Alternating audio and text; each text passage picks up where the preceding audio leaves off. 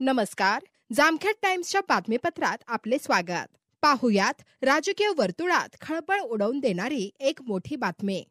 ऐन लक्ष्मीपूजनाच्या दिवशी राष्ट्रवादीचे युवा नेते प्रशांत शिंदे व त्यांच्या शेकडो समर्थकांनी राष्ट्रवादीचे आमदार रोहित पवार यांची साथ सोडण्याचा मोठा निर्णय घेत कर्जत जामखेड मतदारसंघात राजकीय भूकंप घडवून आणला. आमदार राम शिंदे यांच्या नेतृत्वाखाली युवा नेते प्रशांत शिंदे व त्यांच्या समर्थकांनी भारतीय जनता पार्टीत जाहीर प्रवेश केला. रविवारी आमदार राम शिंदे यांच्या चोंडे येथील निवासस्थानी हा प्रवेश सोहळा पार पडला. प्रशांत शिंदे व त्यांच्या शेकडो समर्थकांनी भाजपात प्रवेश केल्यामुळे राष्ट्रवादीचे आमदार रोहित पवार यांना जोरदार धक्का बसला आहे. जवळा ग्रामपंचायत आता भाजपच्या ताब्यात गेली आहे. ऐन दिवाळीत झालेल्या या राजकीय धमाक्यामुळे राष्ट्रवादीला मोठे भगदाड पडले आहे. युवा नेते प्रशांत शिंदे यांच्या समवेत जवळा गावचे नवनिर्वाचित सरपंच सुशील सुभाष आव्हाड, नवनिर्वाचित ग्रामपंचायत सदस्य शीतल प्रशांत शिंदे, सोनाली राहुल पाटील, रफिकभाई शेख, राधिका मारुती हजारे, भाऊसाहेब महारनवर, मंगल आव्हाड, नंदा कल्याण आव्हाड, हरिदास हजारे, सारिका रोडे, जयश्री कोल्हे या सर्वांनी आपल्या शेकडो समर्थकांसह भाजपात प्रवेश केला. यावेळी आमदार राम शिंदे यांनी सर्वांचे पक्षात स्वागत केले. जवळा ग्रामपंचायत निवडणुकीत घवघवीत यश मिळवल्याबद्दल सर्व नवनिर्वाचित पदाधिकारी व ग्रामपंचायत सदस्यांचा यावेळी भव्य सत्कार करण्यात आला. प्रशांत शिंदे यांनी भाजपात प्रवेश केल्यामुळे आमदार राम शिंदे यांची राजकीय ताकद वाढली आहे. आमदार राम शिंदे यांना प्रचंड प्रमाणात पाठिंबा वाढत असल्याचे सध्या घडत असलेल्या राजकीय घडामोडीतून स्पष्ट होत आहे. पक्ष प्रवेश सोहळ्यानंतर आपली भूमिका मांडताना आमदार राम शिंदे व युवा नेते प्रशांत शिंदे काय म्हणालेत ते पाहुयात सविस्तर.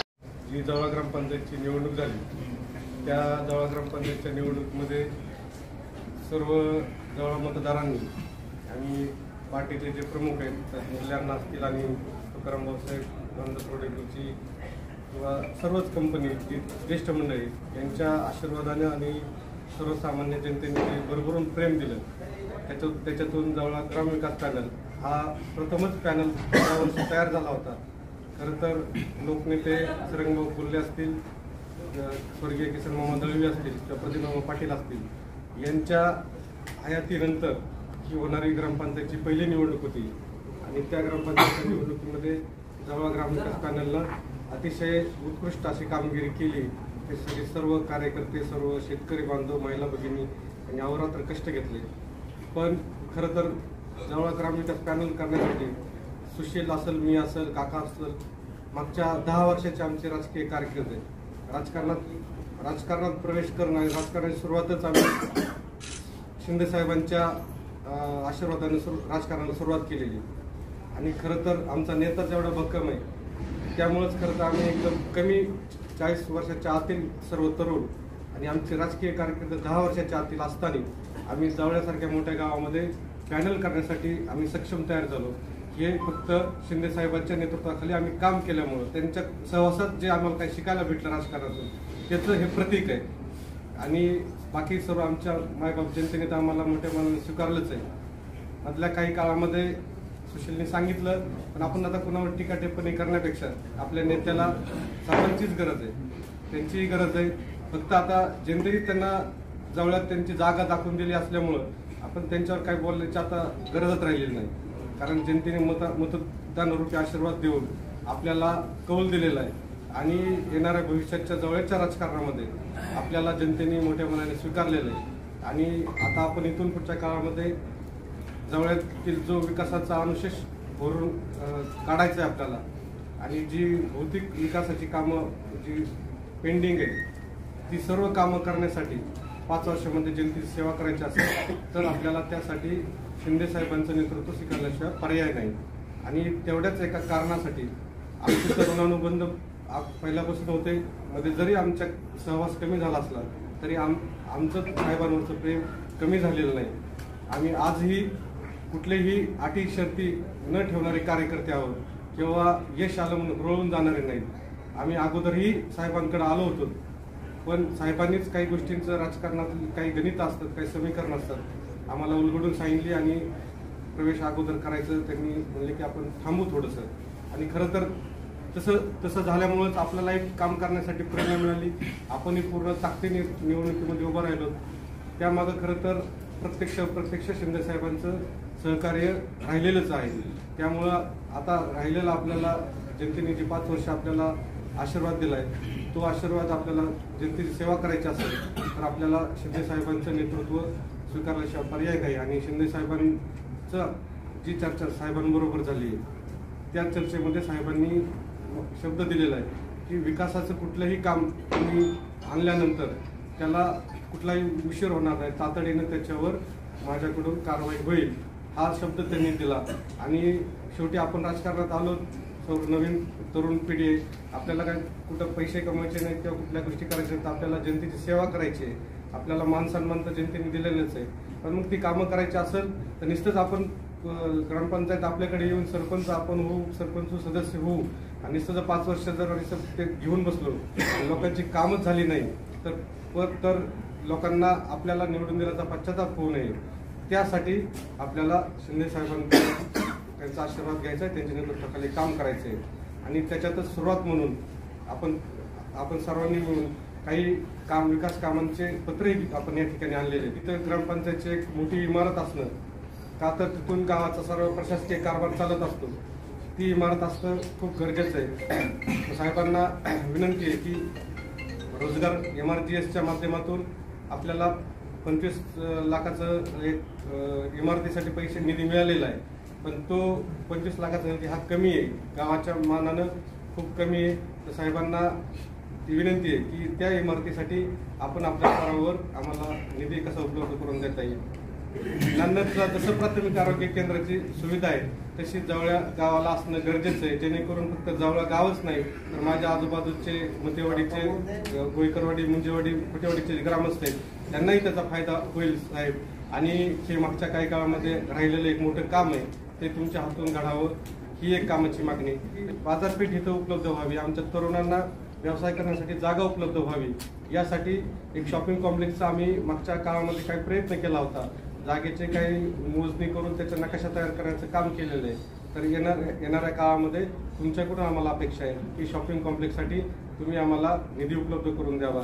त्याच्यानंतर मग इतर आणखी काही काम आहेत, त्याच्यामध्ये जोळेश्वर मंदिराच्या परिसराचा विकास तुमच्याच हातून झालेला आहे, राहिलेलं काही काम आहेत ते व्हावे. तसंच आमच्या संत सावता महाराजांच्या सभा मंडपासाठी निधी तुम्ही उपलब्ध करून द्यावा.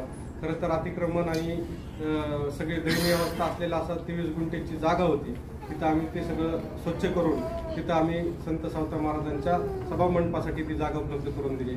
खरं तर त्या सभा मंडपामध्ये मंगल कार्यालयामध्ये आमच्या सर्व जाती धर्मातील सर्व गोरगरिबांची लग्न होऊ शकतात. गावामध्ये तसं मोठं मंगल कार्यालय किंवा मोठा सभा मंडप नाही, तर तशा धर्तीवर तुम्ही आम्हाला त्याच्यातून कसा निधी देता येईल याचा तुम्ही विचार करावा ही तुम्हाला या निमित्ताने विनंती आहे. त्यानंतर काही रस्त्यांवर सिंगल फेज ट्रान्सफॉर्मरची गरज आहे, ते तर तुम्ही तुमचे काही आता याद्या आलेल्या आहेत त्याच्यामध्ये तुम्ही बसवता. त्याच्यानंतर कॉन्क्रीट रस्त्याचे बाळेश्वर मंदिरापासून मस्जिदपर्यंत तो एक विषय आहे. आणि काही मेहर वस्तीकडे असेल किंवा पद्मया रस्ता, असे छोटे मोठे रस्त्यांचे विषय ते तुम्ही त्याच्यासाठी तुम्हाला मागणी करण्याची गरज नाही. खरं तर जवळा गावामध्ये कुठं रस्ता पाहिजे, कुठल्या गल्लीमध्ये काय पाहिजे हे आपल्या इथल्या नागरिकांपेक्षा शिंदे साहेबांना जास्त माहिती आहे. आणि खरं तर त्यांना निधी आपण मागतोय याचा अर्थ त्यांनी याच्या आधी दिलं नाही असं नाही. त्यांनी 5 वर्षाच्या मंत्रिपदाच्या कार्यकाळामध्ये नको होईल एवढा निधी 5 वर्षाच्या कार्यकाळामध्ये दिलेला आहे. पण त्यामध्ये काही भौतिक सुविधा किंवा गावठाणामध्ये काही ज्या सुविधा असाव्यात त्या थोड्या मागं राहिल्या. खरं तर त्यांनी जे पिण्याच्या पाण्याची व्यवस्था असेल किंवा शेतीसाठी पाणी अडवण्याची जी सुविधा असेल ते जलसंधारणच्या खात्यामधून आपल्या अख्ख्या नांदी नदीवर बंधारे बांधून पाणी अडवण्याचं खूप मोठं काम केलंय. आणि जोळेश्वर मंदिरासाठी निधी दिलेला असेल किंवा त्यांनी कुठल्याच रस्त्याची कामं मागे ठेवली नाही. खरं तर जवळ फटा ते बस स्टँडवरचं हे त्यांच्या संकल्पनेतील एक रस्त्याचं नियोजन होतं, पण काही कारणानं त्याचं नियोजन योग्य झालं नसल्यामुळं रस्ता छोटा झाला, साईडने ड्रेनेज लाईन झाली नाही. अशा गोष्टीत आता सगळ्याच गोष्टी आता बोलायची गरज नाही, कारण त्यांना एक तर जवळ पाठ आहे, जवळ त्यांची कर्मभूमी आहे, त्यामुळे आपण जास्त सांगण्याची गरज नाही. पण आम्ही तुमच्याकडं खरं तर आमचं जरी सुशीलचे माझे काकाचे मूल्यांचे तुमच्या ऋणानुबंध असले तरी या मायबाप जनतेसाठी विकास कामं व्हावेत आणि त्यासाठी तुम्ही निधी उपलब्ध करून द्यावा, ही जवळच्या कृपेने आम्हाला जो आशीर्वाद दिलाय तो तसा सफल व्हावा यासाठी तुमचं मोलाचं मार्गदर्शन आणि आशीर्वाद राहावा ही या ठिकाणी विनंती करतो. मी आणि आम्हाला मान सन्मानाची गरज नाही, आम्हाला खूप मान सन्मान तुम्ही अगोदरच आमचा वाढवलाय राजकारणामध्ये. आमच्या ज्या प्रमुख लोक आहेत, पार्टी चालक असतील, आमचे कार्यकर्ते असतील, ते ज्या वेळेस गावामध्ये येतात किंवा कुठेही भेट होतील त्यावेळेस आमच्या कार्यकर्त्यांचा मान सन्मान राखावा. कारण काही लोक अशी आहेत की त्यांना स्वतःच्या सोयीसाठी त्यांना पक्षही वाढवायचा नाही आणि तुमच्या जवळ लोकांनाही काही येऊन द्यायचं नाही. आम्ही त्याच्यासाठी सक्षम आहेत, पण आमचे कार्यकर्ते, आमचे पार्टी चालक हे नवीन आहेत, ते तुम्हाला आमच्यासारखं सातत्याने तुमच्या संपर्कात नसणार आहे. ज्यावेळेस येतील संपर्कात त्यावेळेस तुम्ही नक्कीच मान सन्मान ठेवता येईल, मला शंका नाही आहे. पण मी आवर्जून उल्लेख करतो कारण काही मागच्या काळामध्ये तसं काही घटना घडल्यात. त्यामुळे मी आता जास्तीचं न बोलता तुमच्या नेतृत्वाखाली जवळा ग्रामपंचायत, जवळा ग्रामविकास पॅनल या येणाऱ्या 5 वर्षामध्ये काम करेलच. पण जसं मग सोमानी सांगितलं की आता एकदा आम्ही काही गोष्टी, शेवटी आम्ही तरुण आहेत, तरुणांकडून चुका होत असतात, पण आम्ही मागच्या विधानसभेच्या वेळेस साहेबांबरोबर होतो. ज्यावेळेस आमचा नेता अडचणीत येईल तसं त्यावेळेस त्याला खिंडीत पकडणारे आम्ही कार्यकर्ते नाही. त्यांची विधानसभा पूर्ण तन्मन धनानं, काका असेल, आम्ही असं स्थानाची होतो, सर्व तरुण कार्यकर्त्यांनी तन्मन धनाने आम्ही काम केलंय. खरं तर त्यावेळेस काही लोकांनी, जवळच्याच मंडळींनी काम केलं नाही, साहेबांना अंधारात ठेवलं. पण आम्ही त्याच्यानंतर आमच्या काय अडचणी झाल्या असतील किंवा आम्हाला थोडं त्याच्यातलं अज्ञान म्हणावं राजकारणातलं, अशा काही गोष्टीमुळे आम्ही काही निर्णय मधल्या काळामध्ये घेतले असतील तर ते तुम्ही मोठ्या अंतकरणाने विसरून जावं.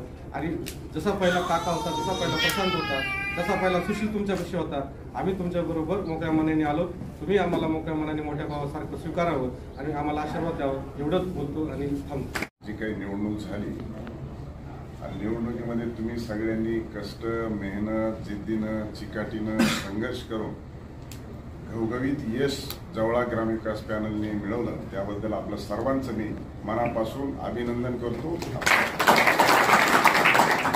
माणूस मोठा झाला की खाली कुरघोड्या चालू होतातच. त्यामुळं कोण कुणाचा उजवा हात आणि कोण कुणाचा डावा हात, कोण जास्त विश्वासातला, कोण कमी विश्वासातला.